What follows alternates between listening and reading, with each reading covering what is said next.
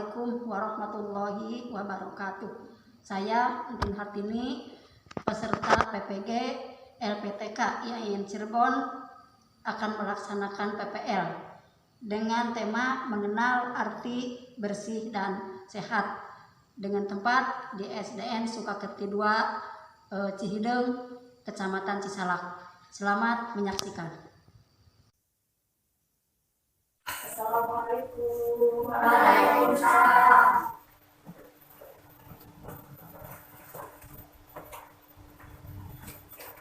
Berisyarat. Assalamualaikum warahmatullahi wabarakatuh. Waalaikumsalam warahmatullahi wabarakatuh. Selamat pagi anak-anak. Baik.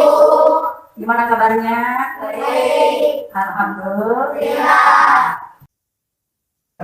Sebelum berlanjut kepada materi atau belajar langsung, silakan membaca doa dipimpin oleh Arya. Dia berdoa. A'udzu billahi minas syaitonir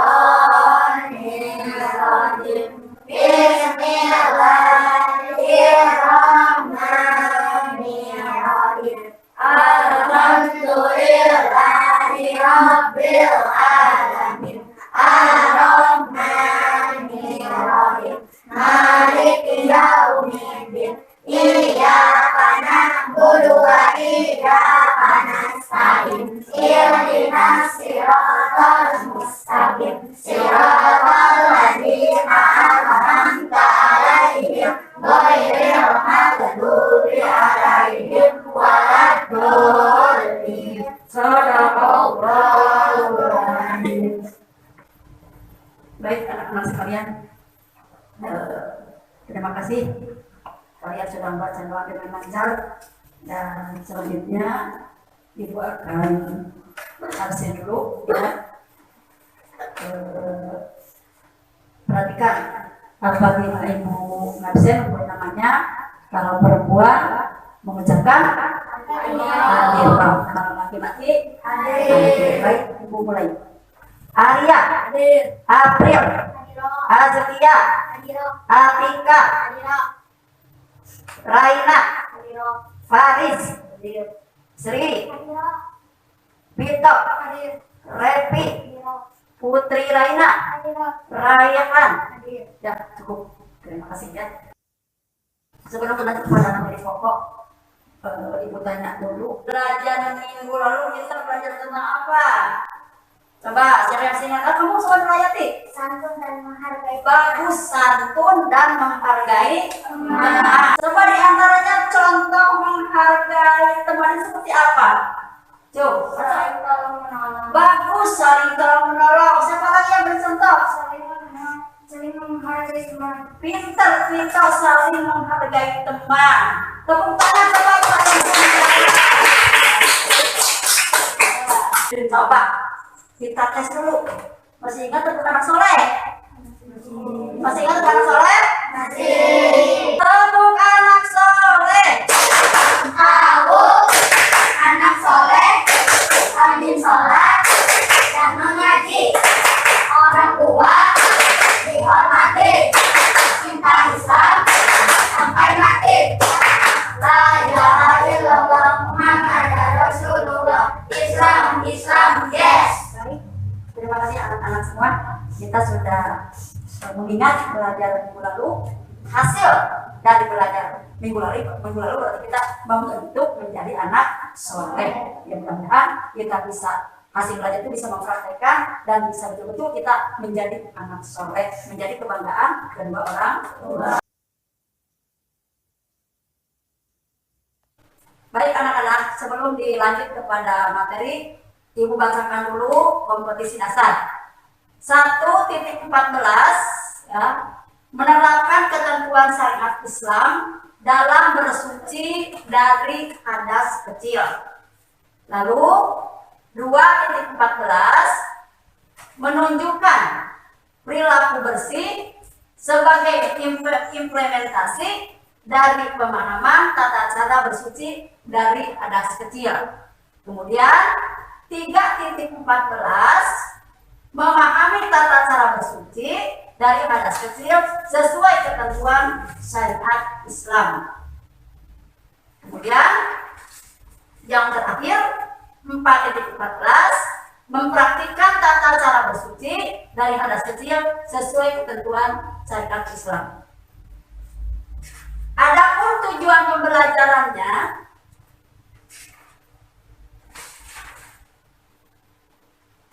yaitu adalah dengan menyimak dan mempelajari materi melalui buku teks PPT, chat, video, peserta didik dapat menjelaskan arti bersih dan sehat secara mandiri. Kemudian yang kedua, dengan bernalar kritis, peserta didik dapat mengidentifikasi macam-macam adat dan cara membersihkan dengan tepat. Yang terakhir, nomor 3, dengan kreativitas peserta didik dapat melafalkan doa masuk kamar mandi dengan benar.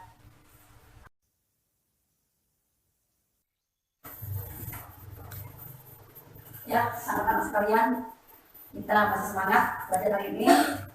Adapun untuk tahapan pembelajaran hari ini, kegiatan hari ini, pertama kita mengamati, kemudian menanya, kemudian mengumpulkan informasi, selanjutnya mengolah informasi, dan yang terakhir mengkomunikasikan.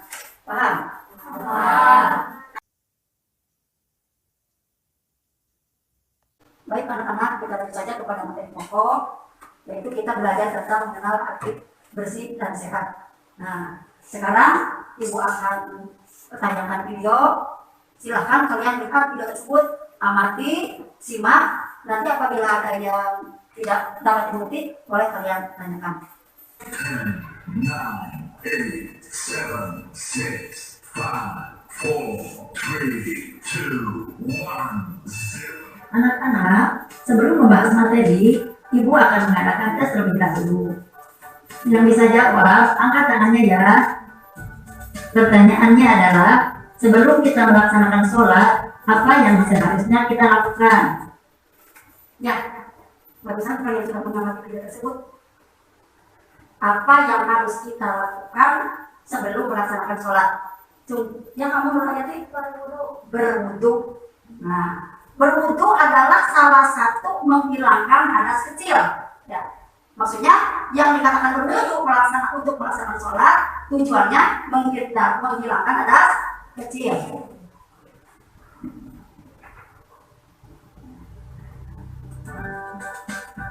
Betul, yang harus kita lakukan sebelum melaksanakan sholat adalah berwudu.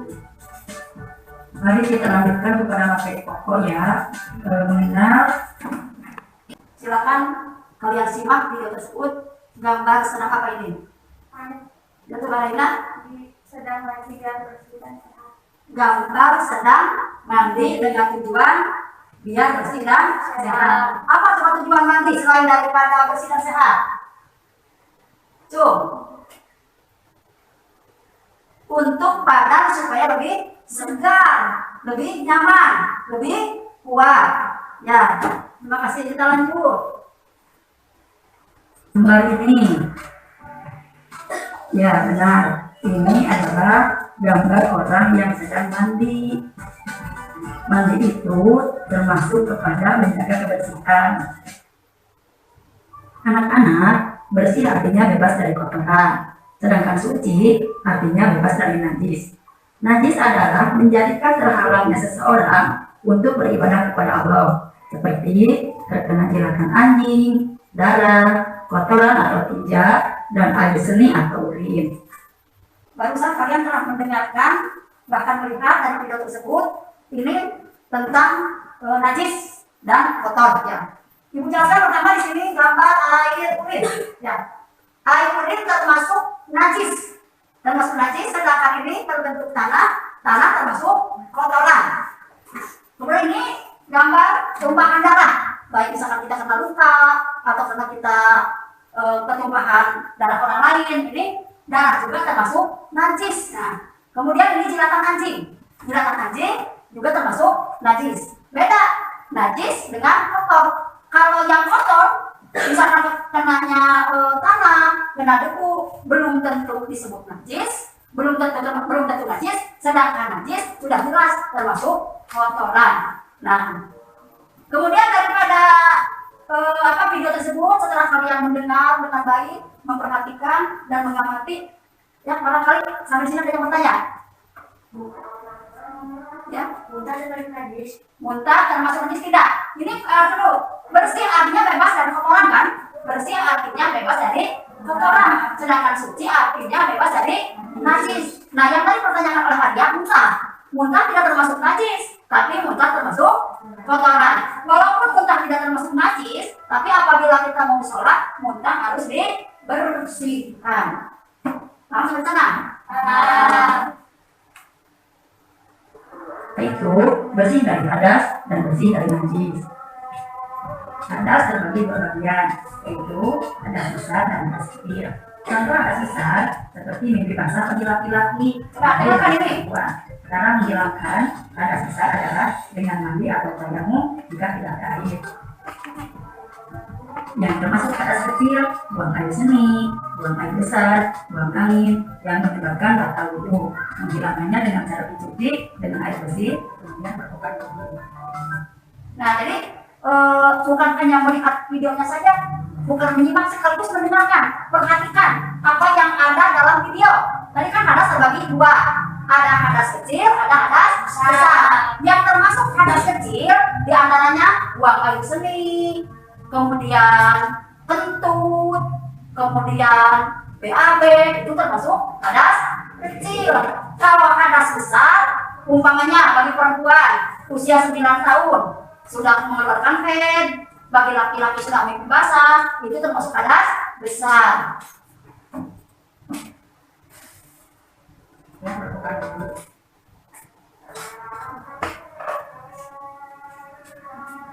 Silakan, sampai di sini Ibu jelaskan dan kalian sudah menyimak video memperhatikannya. Barangkali yang mau bertanya, silakan. Ya, yang mau bertanya angkat dulu.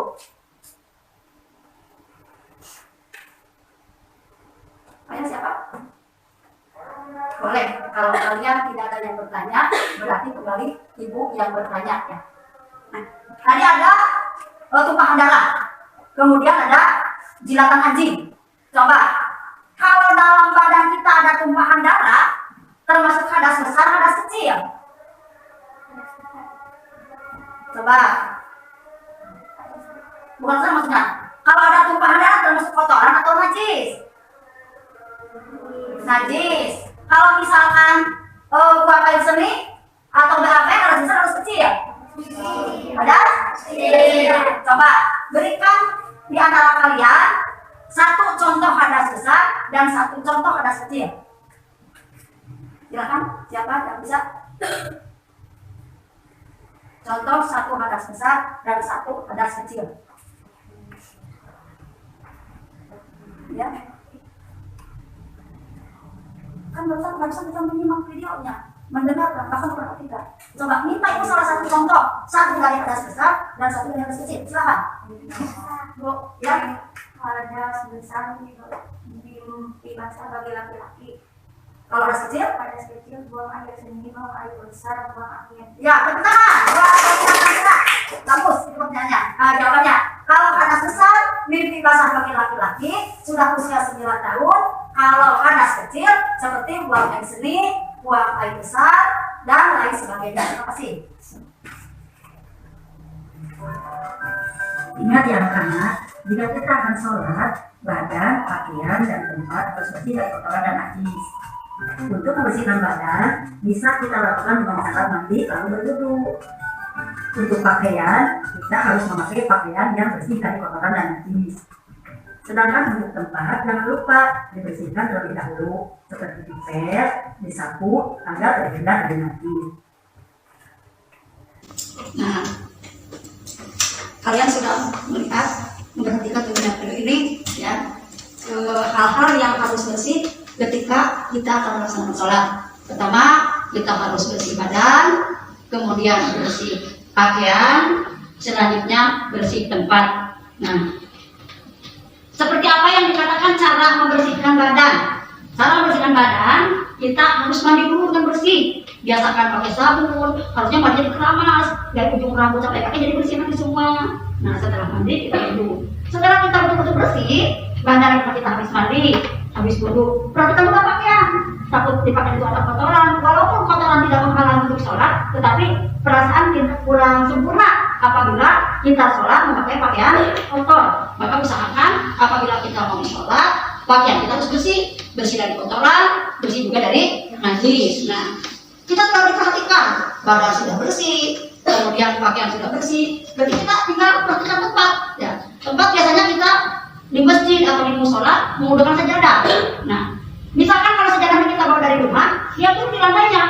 Kalau ada kotoran pertama disapu, kemudian dipel, baru kita memasangkan sajadah untuk melaksanakan sholat supaya tempat tersebut betul-betul dalam keadaan bersih dan suci. Sudah bersih badan, bersih pakaian, bersih tempat, suci badan, suci pakaian, juga suci tempat. Nah, paham sampai sini? Nah, silakan. Lanjut, silakan simak video berikut. Anak-anak, adapun anggota tubuh yang harus dibersihkan diantaranya adalah badan harus dibersihkan dengan cara mandi yang teratur, yaitu 2 kali sehari. Kemudian yang kedua, kuku yang panjang harus dipotong. Selanjutnya, ketiga, menyikat gigi secara teratur, yaitu setelah makan pagi dan sebelum tidur. Dan yang terakhir, kita biasakan mencuci tangan. Ya, barusan sudah kalian perhatikan video yang ibu tayangkan.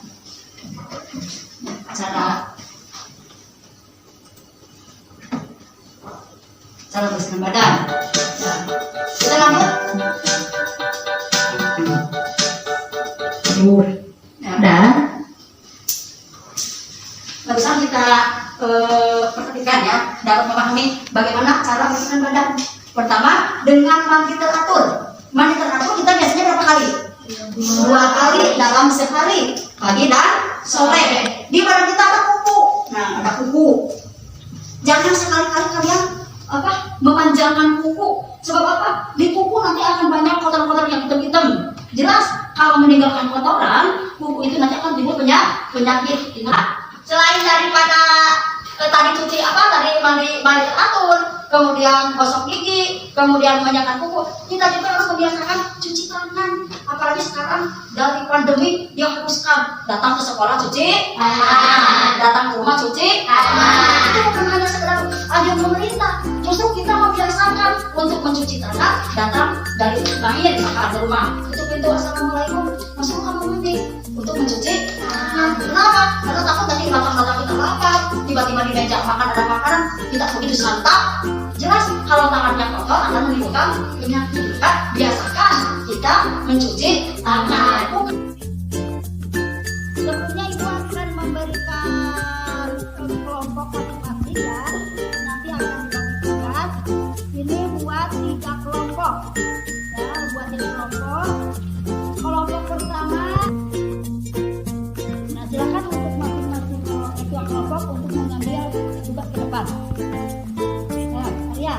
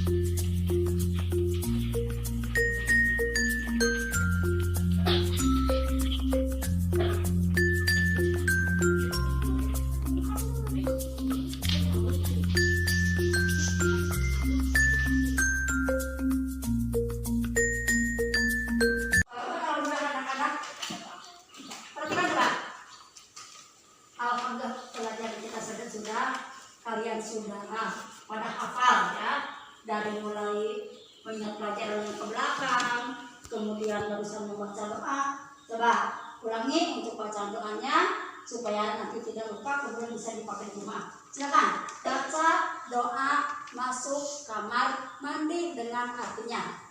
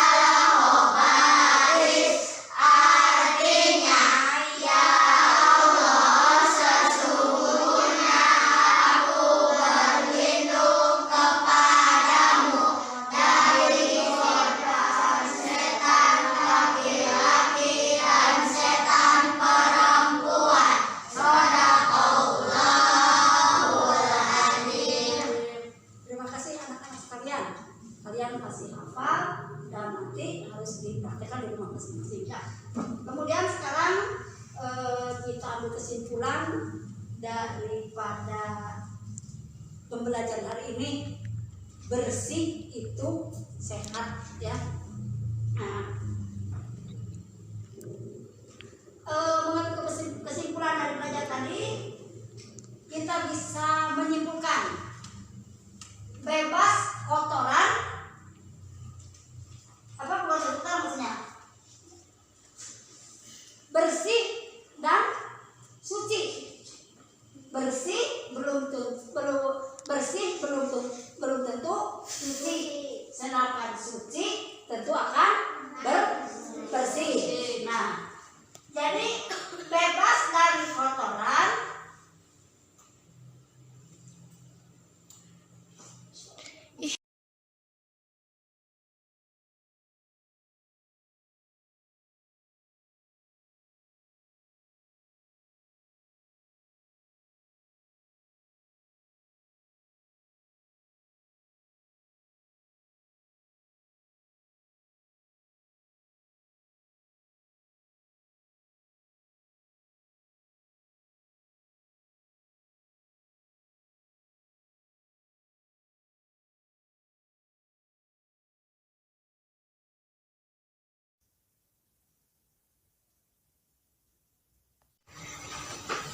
kesimpulannya adalah bersih bebas dari kotoran, suci bebas dari sedangkan kotoran meliputi seperti apalagi ludah, kemudian kotoran-kotoran tanah dan sebagainya.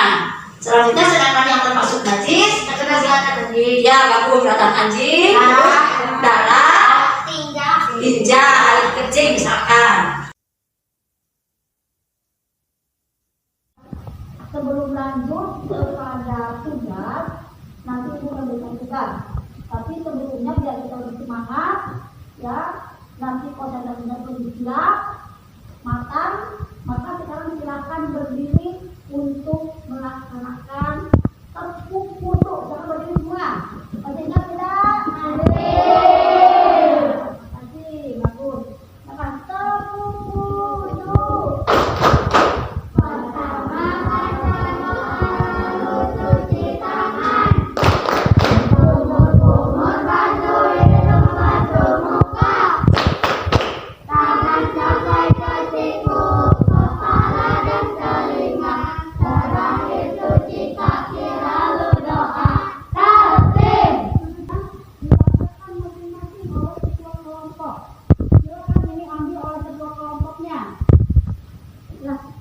Lanjut sekarang kepada tugas diskusi ya. Diskusi silahkan berkelompok. Ya, mari kita tutup pembelajaran hari ini dengan membaca surat Al-Asr bersama.